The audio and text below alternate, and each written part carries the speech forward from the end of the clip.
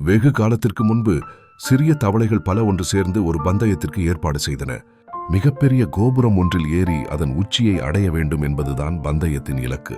இந்த பந்தயத்தை பார்ப்பதற்காகவும் போட்டியாளர்களை உற்சாகப்படுத்துவதற்காகவும் அந்த பெரிய கோபுரத்தை சுற்றி மிக பெரும் கூட்டம் கூடிவிட்டது. போட்டி ஆரம்பமாகிவிட்டது. உண்மையிலேயே அந்த கூட்டத்தில் இருந்த ஒருவருக்கு கூட அந்த சிறிய தவளைகளால் கோபுரத்தின் உச்சியை அடைய முடியும் என்ற நம்பிக்கை இல்லை. கூட்டத்தில் இருந்தவர்கள் பேசிக்கொண்டனர். வழி மிகவும் கடினமானது. இந்த சிறிய தவளைகளால் நிச்சயமாக உச்சியை அடைய முடியாது. வெற்றி பெற ஒரு சிறிய வாய்ப்பு கூட அவற்றுக்கு கிடையாது. கோபுரத்தின் உயரம் மிகவும் அதிகம். பார்வையாளர்களின் இத்தகைய பேச்சை கேட்ட அந்த சிறிய தவளைகள் ஒன்றன் பின் ஒன்றாக கோபுரத்தின் மேலே ஏற முடியாமல் சரிய ஆரம்பித்தன. ஒரு ஜான் ஏறினால் ஒரு முழம் சறுக்கியது.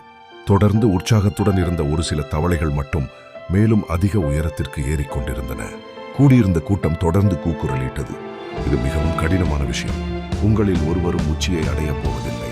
உற்சாகமாக இருந்த அந்த சிறிய தவளைகளில் சில மிகவும் சோர்வடைந்து தங்கள் முயற்சியை கைவிட்டுவிட்டு கீழ் நோக்கி இறங்கத் தொடங்கின.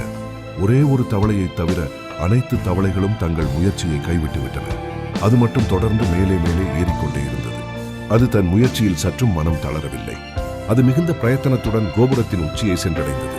மற்ற அனைத்து தவளைகளும் அந்த ஒரு தவளையால் மட்டும் எப்படி கோபுரத்தின் உச்சியை அடைய முடிந்தது என்பதை தெரிந்து கொள்ள மிகுந்த ஆவலாக இருந்தன. போட்டியில் கலந்து கொண்ட தவளைகளில் ஒன்று, வென்ற தவளையிடம் உனக்கு மட்டும் கோபுரத்தின் உச்சியை அடைவதற்கு உண்டான பலம் எங்கிருந்து வந்தது என்று கேட்டது. வெற்றி பெற்ற தவளையிடமிருந்து பதில் ஏதும் வரவில்லை. பிறகுதான் தெரிந்தது, வெற்றி பெற்ற அந்த தவளைக்கு காது கேட்காது என்பது.